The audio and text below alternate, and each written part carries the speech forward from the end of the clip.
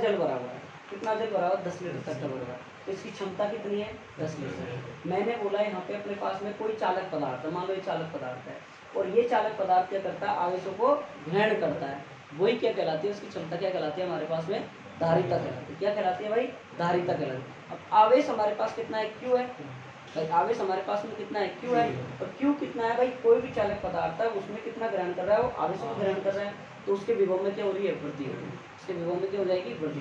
तो हमारे पास में जो क्यू है ना, वो होता है समानुपाती, कि कोई भी जो चालक पदार्थ है वो आवेश ग्रहण करने की क्षमता क्या कहलाती है, धारिता कहलाती है। और उसके विभव में देखो क्यू में, देखो क्यू बराबर कितना आ जाएगा, सी आएगा कि नहीं आएगा, सी बराबर क्या कर सकते हैं हम, क्यू बटे डी।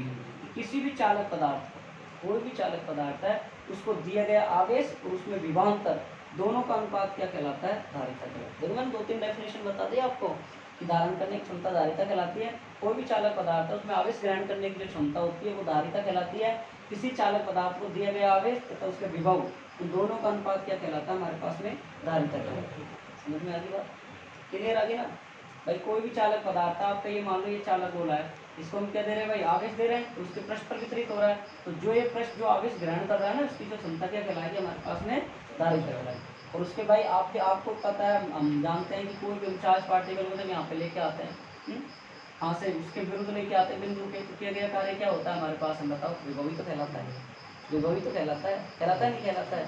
तो इसमें जो आवेश ग्रहण करने की क्षमता है, वो जो आवेश है वो विभव के समानुपात है। और धारिता बराबर क्या आता है कि दिए गए आवेश और विभव का जो अनुपात होता है वो क्या कहलाता है, क्लियर।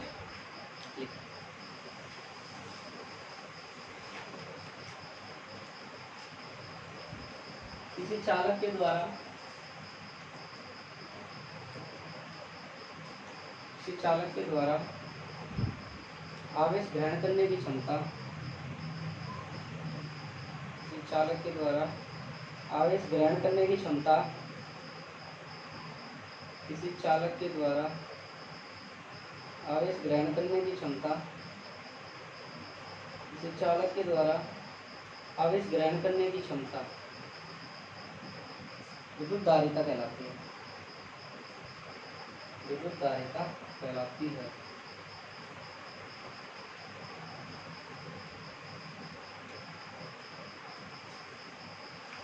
क्या कह देंगे, हाँ भाई,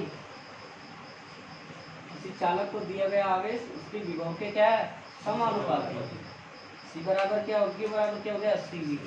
सी बराबर क्या हो गया, क्यू बटे दिया गया आवेश और विभव का अनुपात क्या कहलाता है, धारिता कहलाता है। ये लाइन दिखाने की मुझे आवश्यकता थी, किसी भी चालक को दिया गया आवेश उसके विभव के समानुपाती है। इसको मैं मैथमेटिकल लिखा देता हूँ, प्रैक्टिकल तो आप भी लिख लोगे, जानते भी हो भाई, जानते हुए चीज़ का अर्थ क्या होता है भाई, ये इसकी समानुपाती है। तो अब आगे देखो, इसके बीच में ग्राफ देखते हैं अपन, Q और V के बीच में। ये Q हो गया और ये V हो गया। कैसा ग्राफ बनेगा, स्ट्रेट लाइन, प्रोपोर्शनल है ना, स्ट्रेट लाइन का ग्राफ बनेगा, ये बन गया स्ट्रेट लाइन। बात आई समझ में। अब हम ये निकालना चाहते हैं, इसकी क्या निकालना चाहते हैं, प्रवणता निकालना चाहते हैं, ढाल निकालना चाहते हैं। आपने 11th क्लास में प्रवणता वाला टॉपिक पढ़ा होगा, ढाल वाला टॉपिक पढ़ा होगा आपने। फिर जब आपने वेग और त्वरण पढ़े होंगे, जब ग्राफ पढ़े होंगे आपने, और उन ग्राफों में आपने मतलब इस प्रवणता निकाली, कैसे निकालते हैं बताओ, अभी नवीन बताओ, दे बताओ बताओ भाई,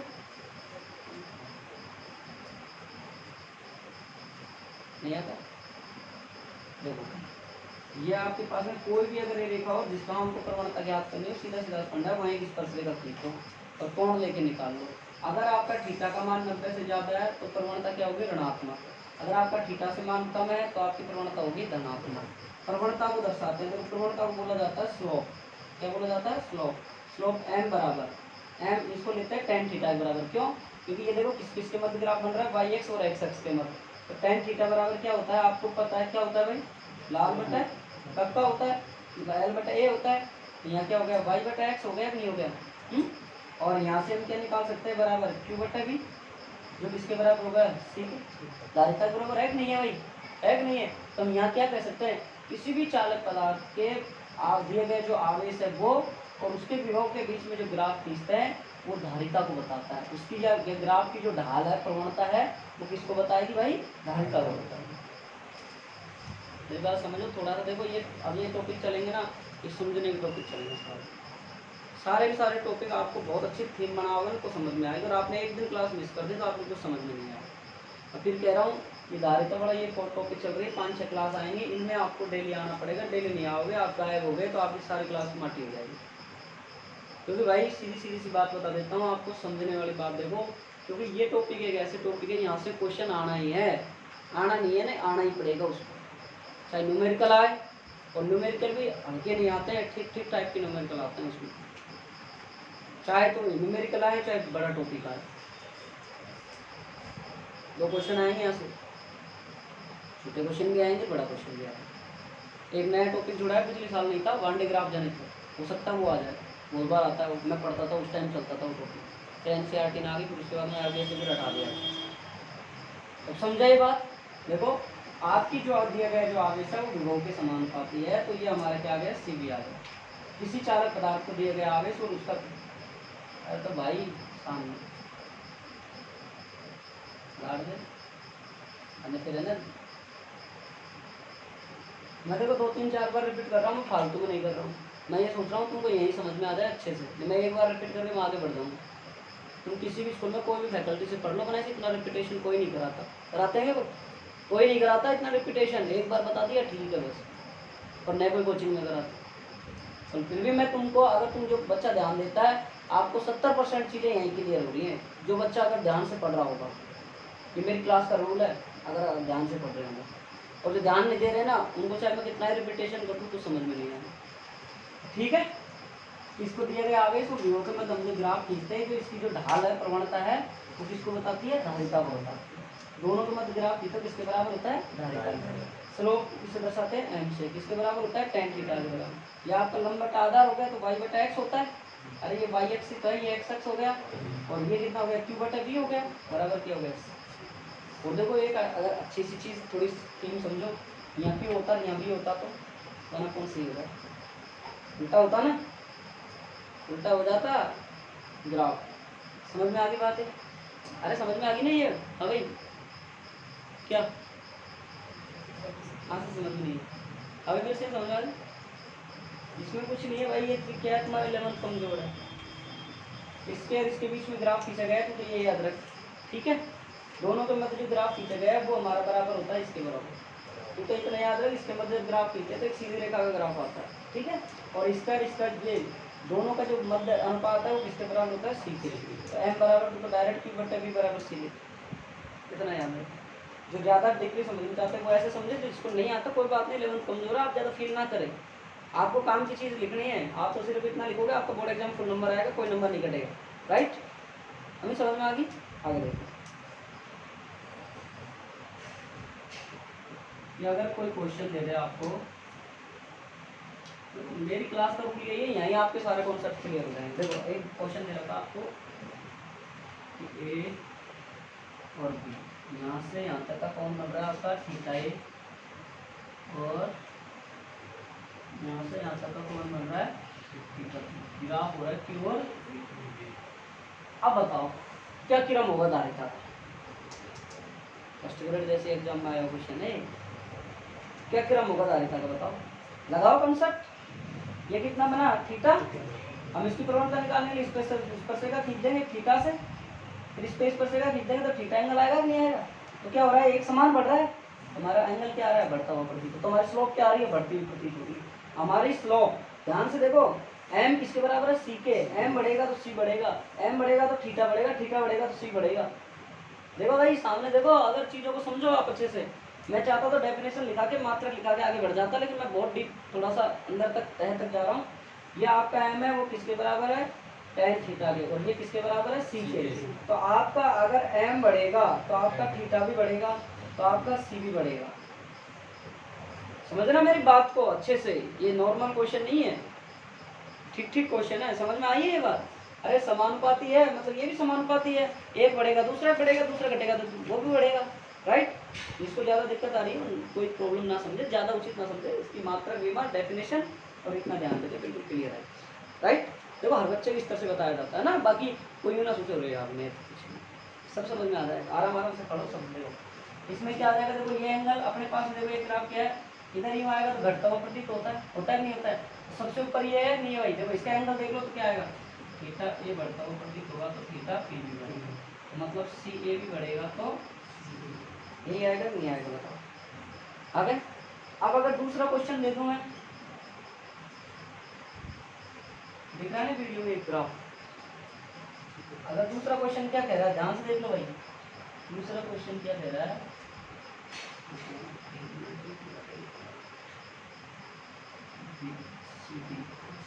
एक क्वेश्चन हो रहा है आपके पास में, ध्यान से देखो,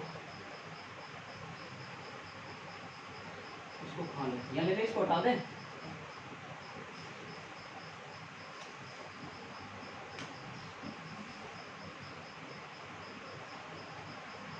ये देखो ध्यान से देखना भाई, ये V है और ये Q है, ध्यान से देखना, वहां क्या था यहाँ क्या है, ये V है और ये अपने पास में एंगल कितना मिल रहा है यहाँ पे थीटा, ये और ये कितना मिल रहा है थीटा, उसमें एंगल अलग था, उसमें एंगल ए से चालू था और यहाँ पे फिर ये बना, इसमें देखो ये बन के यहाँ से ये बी बन रहा है, ये क्या हो गया ए, ये क्या हो गया बी, ये क्या हो गया थीटा ए और ये क्या हो गया थीटा, अरे सी ए और क्या हो गया सी बी, बताओ क्या क्रम आएगा, नंबर तो बताओ, तो ये सी ए में कटेगा, तो क्या आएगा पहले यहाँ पे बताओ, थीटा बी आएगा, थीटा ए आएगा, थीटा बी और ग्रेटर देन थीटा ए, मतलब सी बी बढ़ेगा ग्रेटर देन, अरे उल्टा है,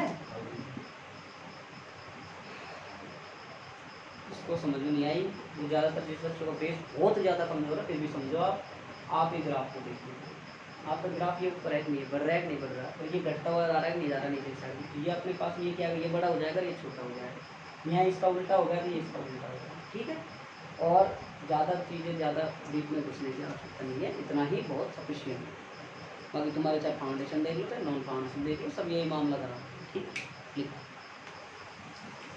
समझ में आ गया भाई, सबको समझ में आया नहीं आया ये चीज़ें, अरे जिसको ये ग्राफ समझ में नहीं आया कोई ज़्यादा चिंता मत करो भाई, जो पता है तुम्हारी यारी बिल्कुल वीक है, लेकिन इतना ज़्यादा कोशिश नहीं करें, समझोगे ध्यान दोगे तो समझ में आएगी, ऐसी कोई बात नहीं है, मैंने बिल्कुल धीरे धीरे पढ़ाया, जिन सब बच्चों को बताओ, कोई किसको आता था किसी को नहीं आता था, लेकिन फिर भी समझ में आया नहीं आया भाई, ये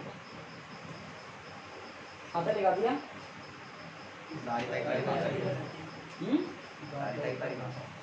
हाँ तो लिख लो, दारिता की परिभाषा लिखा दी ना, हाँ तो लिखा दी, क्यों बटे से लिखा दी, हाँ तो लिखा बोल, हाँ तो ये उतारो यहाँ पर, यहाँ पर उतारो, हाँ तो गर्मी ज़्यादा है, ध्यान रखना ना, परसों के रोज कितने बजे आओगे, शाम को 6 बजे,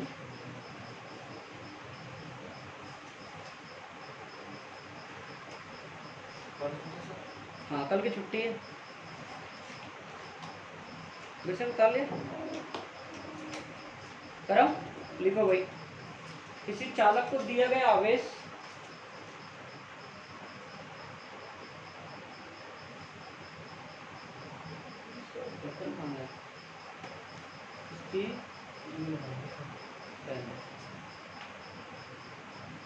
किसी चालक को दिया गया आवेश,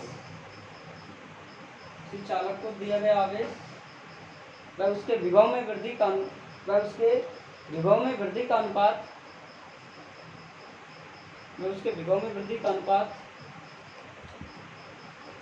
विद्युत धारिता कहलाती है, वह विद्युत धारिता कहलाता है,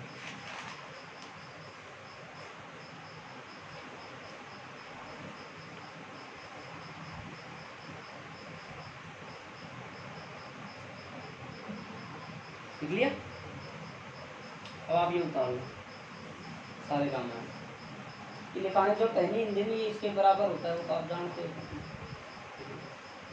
इनको क्वेश्चन के रूप में उतार लेना, लगा नोट लगा के उतार लेना, इसको इसके बराबर करेंगे,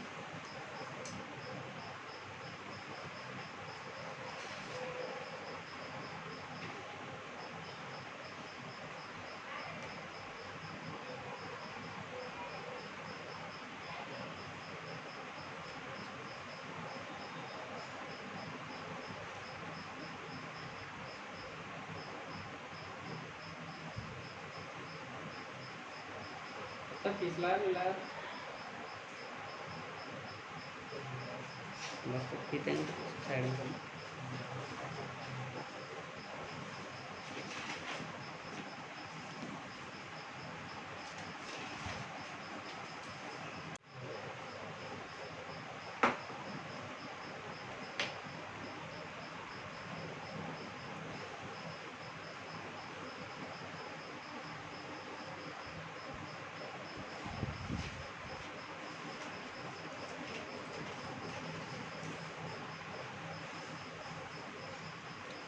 हम के समझ में आ रही है भाई? देख घर पढ़ा नहीं पढ़ा तू? घर पढ़ रहा है नहीं पढ़ रहा? लिख लिख के याद करना। फिर कह रहा हूँ बिना लिखे पढ़ोगे फिजिक्स कुछ भी समझ में नहीं आएगी, जीरो समझ में आएगी जब तक आप लिख के नहीं पढ़ोगे। विकास भेजे ही नहीं तूने इंग्लिश हिंदी में, क्या भेज रहा हूँ इडियट। तो रहा तो मैं भेजूँगा, इनको भेजते हैं। अरे वो तो उसके लिए करता है, आपके चैप्टर करते वो आपके पास है ना दिल, हाँ हाँ वो भेजते हैं ना सारी। फिजिक्स के कह रहा था कि शाम तू मेरे से ऐसे कहता, मैं सोच रहा इंग्लिश की कह रहा।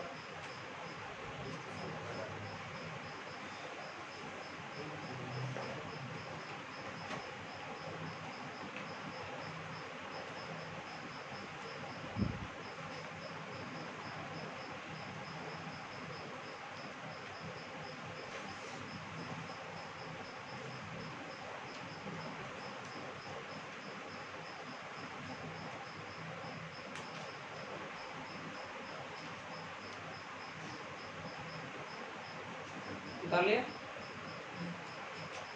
जैसे कल की क्लास बोर तो नहीं लगी? एक बात बताओ, समझ में तो आ गई थी ना?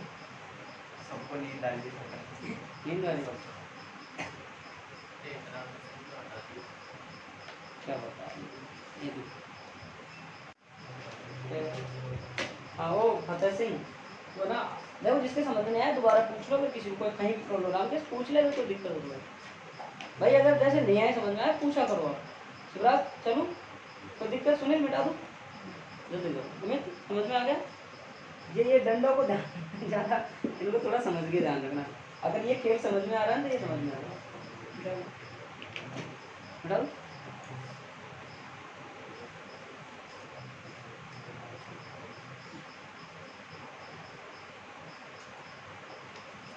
पता क्या है, मेरे आँख चार हैं और तुझे भी लग रही दिख रही है चार ही है ना? तो राजी से समझ जा, बेराजी समझेगा फिर मामला खराब हो जाए, तो बेइज्जती लगा है यार। कल को बता दूँ मुझे, मैं पिज़्ज़ा हुआ सी बराबर क्या हो गया, क्यों बटे। और तेरे पापा ने जो स्टेटमेंट मुझे दिया बताऊँ, मेरे साथ कोई दिक्कत नहीं है, खाल खाल उधर जाना, मेरे से कोई शिकायत नहीं आएगी। नंबर तेरे ही दोस्त ने दिए। देखो सबसे बड़ा दुश्मन अपना दोस्त होता है, और नंबर ये नहीं देता तो फिर भी मैं ले लेता, इतना समझ। देखो भाई अमित, सी बराबर क्या है, क्यू बटा वी। क्यू वीडियो चल रहा है ना, क्यू का क्या होता है, क्यू का मात्रा गुलाम, और वी का मात्रा क्या होता है, तो क्या आ गया गुलाम बटा वोल्ट। समझ गए? देखो आप मात्रक भले ही ध्यान ना रखो, लेकिन आप जब न्यूमेरिकल करोगे जब इनसे ही पहचान पाओगे कि गुलाम प्रति वोल्ट दे रखा होगा तो आप तुरंत समझाना सी का मान दे रखा है, जब जाके क्वेश्चन होंगे। ऐसे नहीं होते क्वेश्चन कि तुम डायरेक्ट तुमको समझ में आ जाएगा, जब आपको ये समझ में आएगा तो आपको क्वेश्चन समझ में आएगा। इसके बाद में ये तो इसका मात्रक हो गया ऐसा पद्धति में, ठीक है।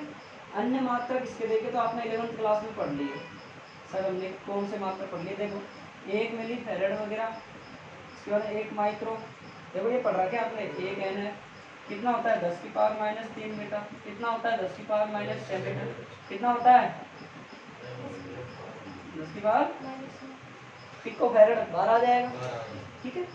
सीजीएस पद्धति में मात्रक देखो भाई, सीजीएस पद्धति में मात्रक, राइट। सीजीएस पद्धति में मात्रक क्या होगा भाई, वही ध्यान दे लो, देखो बाद में समझ में नहीं आएंगे, रटते फिरोगे फिर। सीजीएस पद्धति में धारिता का मात्रक क्या होता है, आप ध्यान देखना, वो मात्रक यहाँ निकल के आएगा, ठीक है। सीजीएस पद्धति में क्या मात्रक होगा बताओ भाई, स्टेट फैरेड, ध्यान से समझना इसको, ये क्या होता है स्टेट फैरेड, और 1 फैरेड सबसे बड़ा मात्रक होता है, आप जानते हो 96,500 गुलाम होते हैं उसके, राइट। पहले मैं पढ़ा दूंगा इसको, अगर देखें तो इसको खोलोगे तो आप होता है 1 स्टेट गुलाम बटे 1 वोल्ट। क्लियर। अगर और इसको आप देखोगे यहाँ से एक स्टेट फैरेड को देखोगे तो ये होता है 3 गुणा 10 की पावर 9 एक स्टेट कूलम बराबर, और ये होता है 1/300 वोल्ट। ठीक है। जब आप इसको कैलकुलेशन करोगे तो ये तो ऊपर चले जाएगा, ऊपर जाएगा नहीं जाएगा, 3 3 9 हो जाएगा तो कितना हो जाएगा 900 गुणा 10 की पावर 9। इसको क्या लिख सकते हो आप 9 गुणा 10 की पावर 11, तो क्या आ जाएगा स्टेट फैरेड। क्यों सर स्टेट कूलम बटा वोल्ट क्या होता है, स्टेट फैरेड होता है ये। ठीक है। तो आपसे कोई पूछ ले कि एक स्टेट फैरेड बराबर कितना, वो सॉरी ये जो एससीजीएस जो धारिता का में स्टेट फैरेड होता है एक, वो कितना होता है 9 गुणा 10 की पावर 11। अगर अपने पास में ये आ जाए कि C बराबर 1 कूलम बटा 1 वोल्ट, एक विभव में समझना इसको, ये मात्र कि किसी भी चालक पदार्थ को 1 कूलम आवेश देने पर उसके विभव में कितनी हो जाती है, 1 विभव की वृद्धि हो जाती है। तो कितनी धारिता होती है हमारी, 1 धारिता, या आप इसको कह सकते हो 1 फैरेड की वृद्धि हो जाएगी। तो धारिता का मात्रा क्या होता है फैरेड। तो 1 फैरेड क्या होता है, किसी भी पदार्थ को 1 कूलम आवेश देते हैं तो उसके विभव में 1 वोल्ट की वृद्धि हो जाती है, तो वो कितना होता है 1 फैरेड होता है।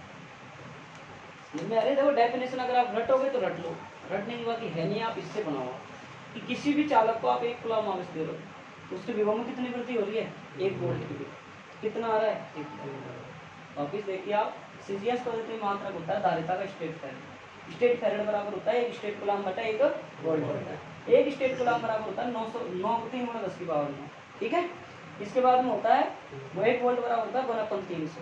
इसको कैलकुलेशन करो तो 900 गुणा 10 की पावर 9, ये दो जो बटे में और ये भी तो गुणा में घाते क्या होती हैं, जुड़ती हैं, 11 हो गया स्टेट फैरेड। 1 फैरेड बराबर आता है 1 कूलम बटा 1 वोल्ट। मतलब किसी भी चालक पदार्थ को 1 कूलम आवेश देने पर उसके विभव में कितनी वृद्धि होती है, 1 वोल्ट की वृद्धि होती है। क्यों हसरत क्या होगा, सिराज क्या होगा, बात समझ में आती है। अब आपको स्टेटमेंट लिखा दूं, बात क्लियर है। अब धारिता का बल किस किस पर निर्भर करती है वो सारी चीजें लिख लेंगे कंप्लीट। समझ में आ गया नहीं, मात्रा कूलम बटा वोल्ट। ठीक है। और विमा बताओ कूलम की, अब विभव की विमा बता दो कितनी है बताओ।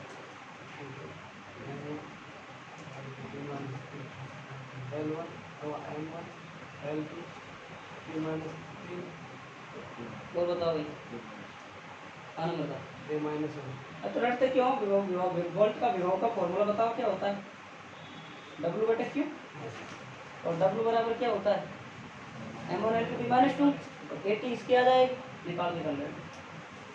आप खुद करोगे भैया, मैं पहले बता चुका हूँ। देखो आप भाई आप विभव की जानते हो, यहाँ से मैं लिखवा रखी है आपको, वहाँ से विभव की बीमा को रखना, रेती का ऊपर रखना, फिर अपना काटा पीटी कर लेना, आ जाएगा।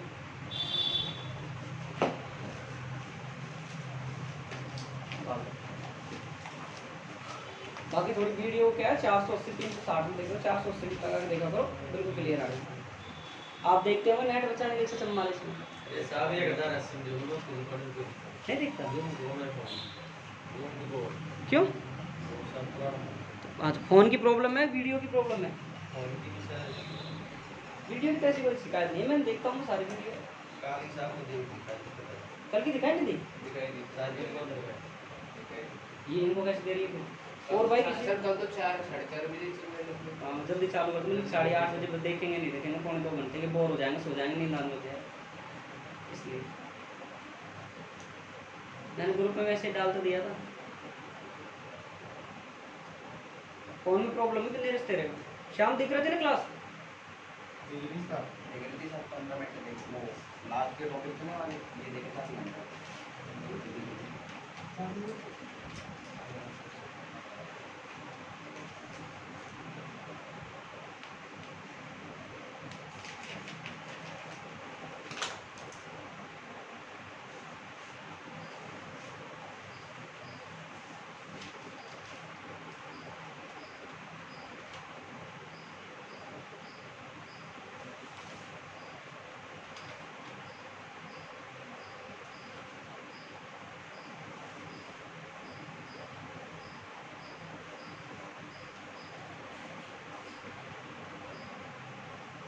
पहले पेपर देखा क्या है, अपने एक स्टूडेंट का सिलेक्शन हो जाए बढ़िया रैंक के साथ हो, अब अपना एक स्टूडेंट का, लड़की का IIT JEE में अच्छी रैंक के साथ सिलेक्शन हुआ, अच्छी रैंक के साथ। अब देखो रिजल्ट तुम्हारे सबके सामने आ जाए। सर के रिजल्ट से पहले कैसे? आंसर किसी मतलब पता लग जाता है। अब तो सेकंड अटेम्प्ट हो रहा है ना मैथ के। अगर तुम क्लास 12th क्लास ज्वाइन कर जाओ, 10th की क्लास अगर ज्वाइन करना कोई तुम्हारे छोटे हो भेज सकते हो, 10th क्लास भी, बाकी 10th क्लास की क्लास भी चल जाएगी। अगर तुम्हारे को छोटे भाई बहन है तो शाम को क्लास चलती है तो आप शाम को भेज सकते हो, ठीक है। हाँ यही 10th क्लास, ठीक है, सर पढ़ाते हैं दूसरे। और अपना 11th चलेगी। और जैसे मैथमेटिक्स अगर तुम कोई पढ़ना चाहो तो मैडम पढ़ाती है, आरती मैडम, ठीक है। कोई मैथमेटिक्स अगर तुम पढ़ना चाहो ना, किसी के पास मैथमेटिक्स हो और वो कोचिंग करना चाहे तो अपने आरती मैडम पढ़ाएगी, और जो उनकी फीस है उसमें कन्वेंस करेगी मेरा नाम लेने का। मैथ के उनके है कि किसी के पास? सारे डॉक्टर हैं एक और तो अगर पढ़ना चाहोगे इसमें वगैरह फिर से बहुत अच्छा पढ़ाती है, और सालन पढ़ाती है, ये बात मैं सच कह सकता हूँ, कोई शक नहीं है उनके ऊपर, ठीक है। तो लिखो, ये समझ में आ गया? कैसे याद रखोगे? देखो रटना नहीं है। किसी चालक को एक कूलाम आवेश दे दो, उसके विभव में 1 वोल्ट की वृद्धि हो जाएगी तो धारिता 1 फैराड हो जाएगी, राइट।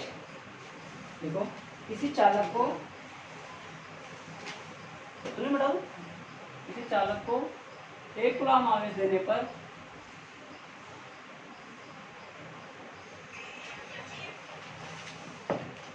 कौन बोले क्या? अच्छा अब स्कूल लेट हो गई।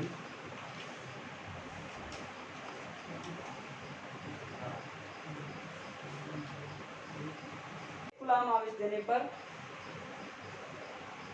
1 कूलाम आवेश देने पर, किसी चालक को 1 कूलाम आवेश देने पर उसके विभव में 1 वोल्ट की वृद्धि हो। 37 नंबर कम नहीं आना चाहिए, सुन लेना, कम आ गए तो टांग तोड़ दूँ। उसके विभव में 1 वोल्ट की वृद्धि हो। किसी चालक को 1 कूलाम आवेश देने पर उसके विभव में 1 वोल्ट की वृद्धि हो तो चालक की धारिता 1 फैराड होगी। चालक की धारिता 1 फैराड होगी।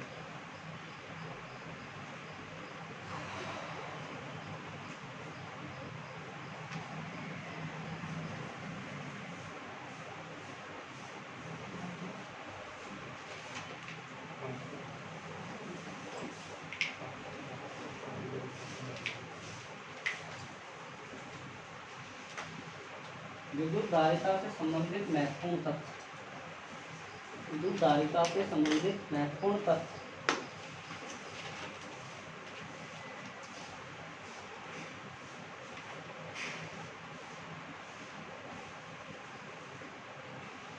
समझाओ, ठीक है ना? नंबर अच्छे आना चाहिए ना। देखो भाई इधर देखिए, शाम सुन लेना, बताई जाएगी। देखो भाई पहला पॉइंट, कोई भी चालक की जो धारिता होती है वो सदैव पॉजिटिव होती है। क्या होती है भाई? धारिता सदैव पॉजिटिव। ध्यान से सुनना, ये पूछे जा सकते हैं, ऐसे कई बार पूछे गए क्वेश्चन है यहाँ से, इसलिए मैं इसको बिल्कुल धीरे धीरे और बहुत डीप से पढ़ा रहा हूँ मैं इनको। यहाँ से छोटे क्वेश्चन पूछे जाते हैं, धारिता यानी पूरे टॉपिक से आज की क्लास से शॉर्ट क्वेश्चन आ सकता है, कई बार आया हुआ है। तो आपकी पहला पॉइंट तो क्या होता है, इसकी धारिता क्या होती है? सदैव पॉजिटिव होती है, धनात्मक होती है, क्लियर। दूसरा पॉइंट देखिए कि कोई भी चालक की जो धारिता है उसके आवेश और उसके विभव में जो उसकी वृद्धि होती है ना, उस पर निर्भर नहीं करती। कैसे भाई? बाल्टी थी आपके पास में, आपने बाल्टी को देखा था, और बाल्टी में अगर आपने 5 लीटर भर रखा है और 10 लीटर की अगर इसकी क्षमता है तो अपने पास में धारिता कितनी है? 10। ना कि उसमें इतनी वृद्धि की गई जो नहीं है, और ना ही इसमें इससे अधिक आप पानी डाल दो तो क्या हो जाएगा? विसर्जित होने लग जाएगा, वायु में चलने लग जाएगा, उसके कारण मतलब पट्टे बाहर आने लग जाएगी, तो भी इस पर निर्भर नहीं करेगी। तो जैसे C बराबर क्या होता है? Q बटे V, जितना होगा उतना होगा, कट जाएंगे आपस में। समझो बातों को, स्टेटमेंट ओनली, स्टेटमेंट याद रखने से कुछ नहीं होता। आप चीज़ों को देखो, आपको कितने बेस्ट तरीके से चीज़ें समझो आप। पहला पॉइंट क्या होता है? पॉजिटिव होती है। दूसरा पॉइंट क्या होता है? इसकी जो धारिता होता है उसके जो आवेश और विभव में जो वृद्धि होती है ना, उस पर निर्भर नहीं करती। भाई आपसे बाल्टी के एग्जाम्पल से समझ लो, सही बात है ना, 10 की एयर आप उसमें 4 भर रहे हो तो खा है, नहीं कर वृद्धि कर रहे हो आप ज़्यादा तो भी निर्भर नहीं कर रहे। तीसरा पॉइंट क्या कहला रहा है भाई, इसकी धारिता पदार्थ की प्रकृति पर निर्भर नहीं करती कि वो आयताकार है, गोलाकार है, कैसा, उसकी प्रकृति पर निर्भर नहीं करती। फिर धारिता जिसकी क्षमता से अधिक हम किसी चीज़ को भरते हैं या उसमें प्रभाव डालते हैं तो उसके जो कण होते हैं वो क्या होते हैं, वायु में विसर्जित होने लग जाते हैं। जैसे आपके पास में 5 लीटर का जगह, 1 लीटर का जगह, एक आप जानते हो कई बार देखो 2 लीटर की कोल्ड ड्रिंक की बोतल आती है, आप उसको हिला देते हो तो कार्बन डाइऑक्साइड जो भी गैस है उसके कारण क्या होती है, बाहर निकल जाती है। या आप पानी की बोतल भरते हो, उसमें ज़्यादा भरते जाओ उसकी क्षमता से अधिक तो वो वापस बाहर आएगी। समझ गए ना, ये पॉइंट है, लिखा दूँ। पहला पॉइंट यही याद कर लो, धनात्मक होती है, उसके विभव और उसके आवेश पर निर्भर नहीं करती है, उसकी प्रकृति पर निर्भर नहीं करती है, उसकी क्षमता से अधिक आवेश देने पर उसमें क्या होने लगता है, उसके कणों का वायु में विसर्जन होने लगता है। धनात्मक होती है, उसके विभव और जो आवेश है उनको वृद्धि करते हैं उस पर निर्भर नहीं करती है, और उसकी प्रकृति पर निर्भर नहीं करती है धारिता।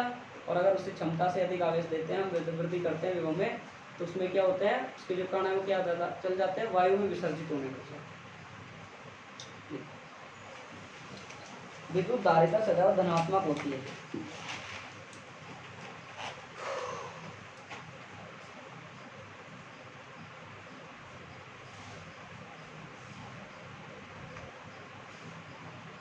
चालक की धारिता सदैव धनात्मक होती है।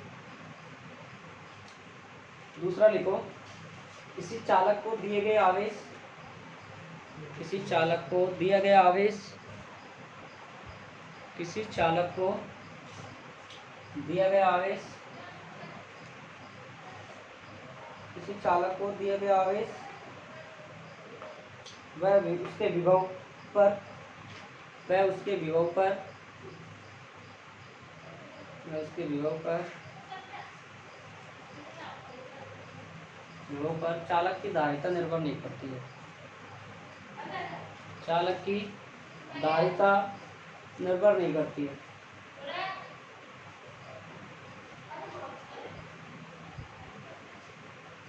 क्लियर? अगला लिखो, विद्युत धारिता का मान, विद्युत धारिता का मान चालक पदार्थ की, विद्युत धारिता का मान चालक पदार्थ की,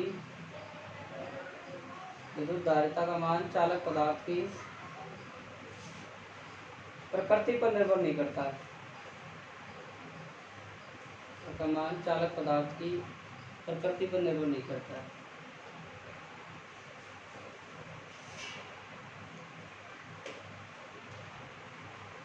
किसी चालक को उसकी धारिता से अधिक आवेश देने पर, किसी चालक, क्लियर है?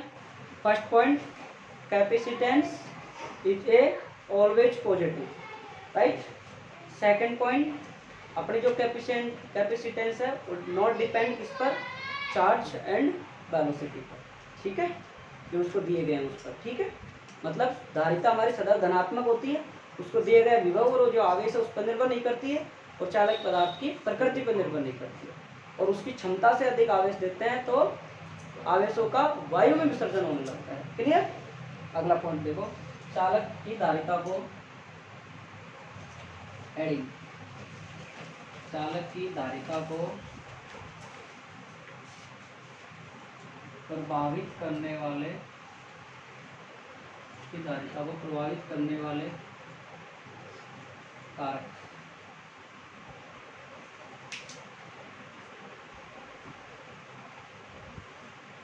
देखो भाई कोई पहला पॉइंट तो देखो, पहला पॉइंट आप लिख सकते हो इसमें से, चालक की धारिता। तो इधर देखो, चालक की जो धारिता है ना वो हमारी होती है क्षेत्रफल के समानुपाती, ये बढ़ेगा तो ये बढ़ेगा, ये बढ़ेगा तो ये, ठीक है। दूसरा पॉइंट देखिए, आप समझ लीजिए पहले आप इसमें कि अपने पास C बराबर क्या होता है भाई, Q/V। दूसरा पॉइंट है आपके पास में, ये कोई आप चालक पदार्थ है आपके पास, और आप यूँ ना समझे कि ये इसके अंदर आवेश है, अंदर नहीं है भैया ये आवेश। कहाँ है ये आवेश? इसके पृष्ठ पर है, दिखाया गया है ओनली। जब हम किसी चालक को आवेश देते हैं तो कहाँ वितरित हो जाता है, उसके पृष्ठ पर वितरित हो जाता है। जैसे हम इसके ऊपर एक ऋणावेश तो ये क्या कर लेंगे, इसको अट्रैक्ट कर लेंगे, नहीं कर लेंगे, करेंगे नहीं करेंगे। तो ये इसमें क्या करेंगे, इसके प्रभाव डालेंगे इसके ऊपर, तो इसके विभव में तो क्या कर देंगे, कमी, और इसकी जो धारिता है वो क्या हो जाएगी, वृद्धि। ध्यान से सुन लेना कि चालक पर अन्य चालक लाने तक, कोई चालक पदार्थ हमारे पास रखा है, उसके पास कोई अन्य चालक पदार्थ दिया है, तो क्या होता है, उसके विभव में कमी हो जाती है, उसकी धारिता में वृद्धि होती है। पहला पॉइंट, चालक की धारिता क्षेत्रफल के समानुपाती होती है। दूसरा पॉइंट, कोई चालक पदार्थ के पास अन्य चालक लाते हैं, वो उसकी क्या कर देता है, विभव में कमी कर देता है, और धारिता में क्या करता है, कम हो पा रहा है। हाथ लगा लिया तो बहुत अच्छा पढ़ सकता है, माइंड देते रहते हैं। लेकिन तुम तीनों एक कैटेगरी के आदमी हो, तीनों पढ़ सकते हो, तीनों ठीक हो पढ़ने में, लेकिन आराम करो, तुम पढ़ते नहीं हो। और मैं यूँ कह रहा हूँ, अगर तुम नहीं पढ़ोगे लिखोगे, तुम्हारा खुद का रिजल्ट खराब होगा। तुम आज सुबह सुबह उठ के कारण किसकी उम्मीदों से आ रहे हो, घर वालों की उम्मीदों से। तुम पैसों को तुम वेस्ट कर रहे हो, जो बहुत मेहनत मजदूरी से कमाए जा रहे हैं। समझो, तुम आज जो वहाँ से चल के यहाँ तक की जिस एनर्जी से आ रहे हो ना, वो एनर्जी तुम्हारी नहीं है, तुम्हारे घर वालों की। उस एनर्जी को तुम गलत जगह लगा रहे हो, सही जगह नहीं लगा रहे हो। अगर उस एनर्जी को आप अच्छी जगह वेस्ट करो तो आप टॉप बन सकते हो। आप नहीं बनना चाहते, आप वही खेती बाड़ी करना चाहते हो, आप वही मतलब मजदूरी करना चाहते हो जो घर वालों ने करें। इससे बेटर है पढ़ाई छोड़कर अपने काम संभालो। आप बुरा मत मानना मेरी बात का, मैं तुम्हारे लिए कह रहा हूँ, तुम्हारा अच्छा गोल्ड फ्यूचर बन सकता है अगर तुम थोड़ा सा ध्यान दे लो तो, लेकिन तुम ध्यान नहीं देते हो, क्योंकि ये अवस्था ही ऐसी होती है, इसमें कोई कितना ही समझा ले समझ में नहीं लगती। फिर भी कह रहा हूँ, जिस दिन रिजल्ट आएगा उस दिन खुद के आंसू पोंछने वाला तुम्हारा कोई नहीं होगा, तुम खुद होंगे। और फिर उसके बाद में जस्ट तुम्हारी फैमिली तुमको तानों से मारेगी, क्या किया तूने बांधी को जाकर। तुम दूसरों का फोन उठाना पसंद नहीं करोगे उस दिन, बल्कि तुम्हारी उम्मीद से अच्छा रिजल्ट रहता है मेहनत करके, तो आप चाहकर तुम अगले वालों को फ़ोन करोगे। और तुम्हारा रिजल्ट खराब रहता है तो दुनिया तुम्हारा रिजल्ट देखने के बाद भी तुमको फ़ोन करके बोलेगी क्या हुआ। बाकी तुम्हारा रिजल्ट टॉप पे रहता है तो तुमसे कोई नहीं पूछेगा क्या रहा। सुन लेना क्लियर बात कि आज आप बैग लेके आ रहे हो, ये बैग उम्मीदों से भरा हुआ बैग है। इसमें जाने कितने लोगों की उम्मीदें भरी हुई है, माँ बाप, परिवार, भाई बहन, टीचर, सबकी उम्मीदें हैं इसमें। और उन उम्मीदों को अगर आप अच्छा खरीद उतरना चाहते हो तो आपको एजुकेशन बहुत हार्डवर्क के साथ करना पड़ेगा। अगर आप हार्डवर्क नहीं कर रहे हो, इसका मतलब है आप बहुत ज़्यादा पीछे पड़ रहे हो, पिछड़ रहे हो। चीज़ें आपको 101% बेटर दी जा रही हैं, चीज़ों के साथ में कोई समझौता नहीं हो रहा, कॉन्सेप्टों के साथ में। आप मार्केट के अकॉर्डिंग भी आप खुद भी देख चुके हैं, आपको चीज़ें बेस्ट मिल रही नहीं मिली। अगर आपको मैं चीज़ बेस्ट नहीं देता तो आप क्यों रुकते हैं भाई, क्यों रुकते हैं आप यहाँ? आपको एक से बढ़ के एक चीज़ दी जा रही है, मतलब अच्छे से अच्छे धीरे से धीरे पढ़ाया जा रहा है, फिर भी आप नहीं पढ़ते। तो खुद की कमियों को सुधारो, जिसकी हैंडराइटिंग खराब है वो हैंडराइटिंग सुधारो, जिससे डायग्राम नहीं बनाया जाते वो डायग्राम बनाना सीखो, एनालिसिस करो खुद में कहाँ कमी हो रही है, लिख के देखो। साइकोलॉजी ये कहती है जब तक विचार उत्पन्न नहीं होगा तब तक आप सक्सेस नहीं हो सकते। तुम बीच में से ही कोई स्टूडेंट इतने अच्छे विचार लिख के दिए थे, एक दिन बहुत गजब के विचार लिखे, वो कोई भगवान के घर से नहीं आते हैं ऐसे लोग। मैं खुद भी लिखता रहता हूँ, क्यों? जब तक हमारे विचार हम जनरेट नहीं होंगे, जब तक हम लिखेंगे नहीं तो हमारे माइंड का विकसित होगा ही। मैं नहीं जा रहा तुम शायरी लिखो बैठो भाई, मेरा मतलब है अच्छे विचार, अच्छी चीज़ों को सोचो, बैठो, उठो। आपकी संगत देखो आप किसके साथ है, संगत का बहुत तगड़ा रोल होता है, बहुत तगड़ा, बहुत खतरनाक रोल होता है, मान लेना। जैसी संगत होगी वैसे ही आप बनोगे, श्योर है, 100% आप लिख के ले लेना, मैं इस कागज में लिख लेना। जैसी आपकी संगत होगी वैसा आप बनोगे। आप खुद अगर आपको फील कर नहीं कर पा रहे हो, आपका दोस्त ऐसा है तो आप उसका साथ छोड़ दीजिए, कोई बुराई नहीं। बुरा मानेगा मान जाएगा, कोई तुम्हारा कोई वो थोड़ी है, तुम्हारे कोई माँ बाप है जो उससे तुम साथ छोड़ दोगे तुम्हारा पूरा जीवन खराब हो जाएगा, है क्या ऐसी चीज़? नहीं है ना, बस तो ऐसे मित्रों को टाइम पर त्याग दो। जो तुम्हारा बुरा हो रहा है उसकी वजह से तुम्हारा कम परसेंटेज बन रहा है, तुम पढ़ नहीं पा रहे हो, तुम्हारा टाइम वेस्ट हो रहा है, ऐसे मित्रों को आप त्याग दो, कोई दिक्कत नहीं। सुन लेना ये बात तो अपना धारिता क्या होती है, क्षेत्रफल के समानता। कोई चालक पदार्थ बस मैंने चालक को लिख के आते तो क्या होता है, उसके विभव में कमी और उसकी धारिता में वृद्धि। आगे देखते रहिए भाई आप। और तीसरा पॉइंट पे देखिए आप यहाँ से कि आपके पास में कोई चालक गोला है, उसमें कोई पैरावैद्युत पदार्थ भर दो आप, तो क्या हो जाएगा बताओ। कल पैरावैद्युत पदार्थ देखो सदैव कुचालक होते हैं, ध्यान से देख लेना, कल मैंने समझा दिया था। उनको रैखिक संदेशित भी कह सकते हैं पैरावैद्युत। तो इसमें जो विभव आएगा वो क्या आ जाएगा, नया विभव आएगा। जब कोई चालक पदार्थ है उसमें आप पैरावैद्युत पदार्थ भर रहे हो, सीधी सी बात है आपके पास में विभव नहीं आएगा। जो नया विभव आएगा वो क्या आएगा, पुराने विभव का 1/ε/r गुना आएगा। हमारा जो नया विभव आएगा वो पहले वाले विभव का क्या आएगा, 1/ε/r गुना आएगा। आपकी जो नई धारिता आएगी वो आपकी पुरानी धारिता का मल्टीप्लाई किया है। ये जिसको समझ में नहीं आया वो पूछ सकता है, वो मैं बता भी दूंगा कैसे नहीं आया। चाहो तो देख सकते हो, सी डैश बराबर क्या आएगा, क्यू बटे बी डैश, अगर नहीं आएगा सी डैश बराबर क्या आता है, क्यू बटे बी डैश बराबर क्या है, वी बटे एप्सिलॉन आर। आ गया, सी डैश बराबर क्या आएगा, क्यू बटे बी गुणा एप्सिलॉन आर। आएगा नहीं आएगा, सी डैश बराबर क्या आएगा, क्यू बटे बी क्या होता है, सी गुणा क्या आएगा, बी आ गया। सी डैश बराबर क्या आएगा, नई धारिता बराबर क्यू बटे बी डैश आ जाएगा भाई, नया वोल्ट विभव आ जाएगा। तो आप विभव का मान क्या रख सकते हो, देखो यहाँ से उठा के ये रख सकते हो, ये रखिए, इसको आप ऊपर ले गए, क्यू बटे बी क्या हो गया, सी।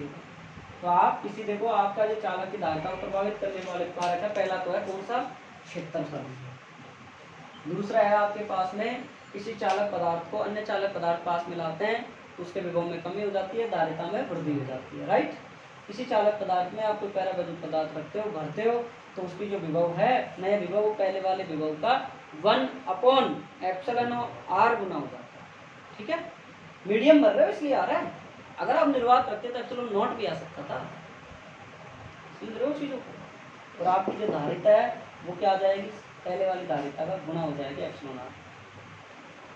समझ में आ गया नहीं आया बताओ आप भैया, समझ में आ गया, शिवराज बता, क्लियर है यहाँ तक, कोई दिक्कत किसी को, दिखा दूँ। स्कूल कितने बजे किसी की, 7:30 है कि किसी की, 8 छोड़ देंगे। लिखो पहला, लिखो हेडिंग दे दी ने, पहला लिखो चालक का क्षेत्रफल।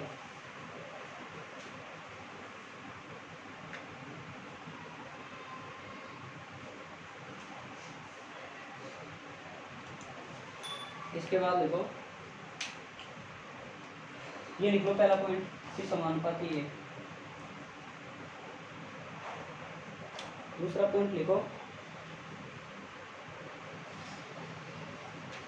दूसरा पॉइंट क्या लिखो, किसी चालक पदार्थ के पास अन्य चालक लाने पर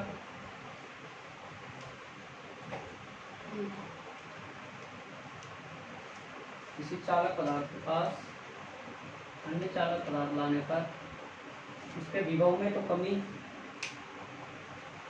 चालक पदार्थ लाने पर उसके विभव में तो कमी और उसकी धारिता में वृद्धि हो जाती है।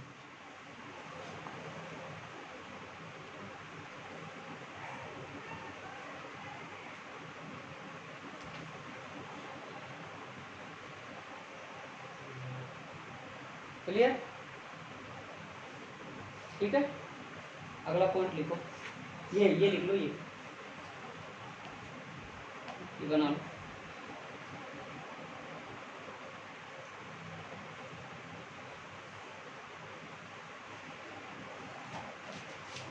देखिए समझ में आ रही है,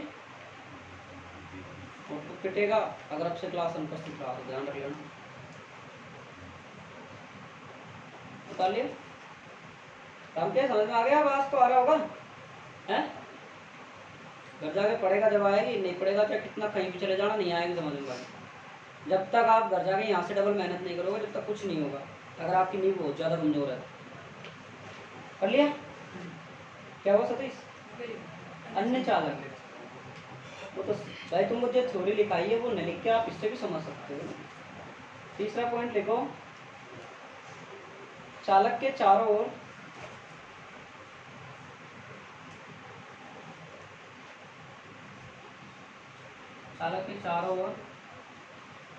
एक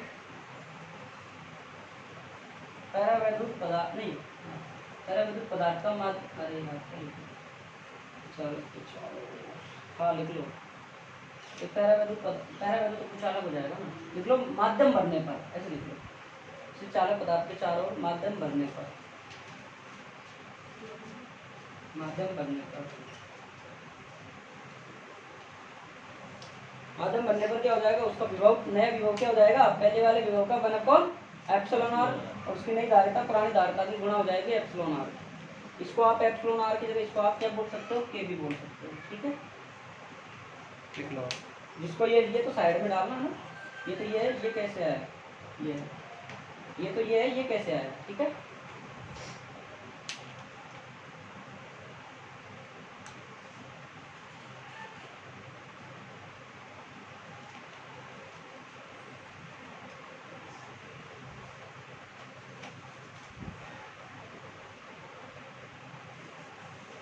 और अब सुन लो, अच्छे से पढ़ाई चालू कर देना, टेस्ट में अच्छे से बना के जाऊंगा और आप अच्छे से पढ़ना, ध्यान रखना इस बात, नहीं पढ़ोगे नहीं लिखोगे आपका नुकसान होगा।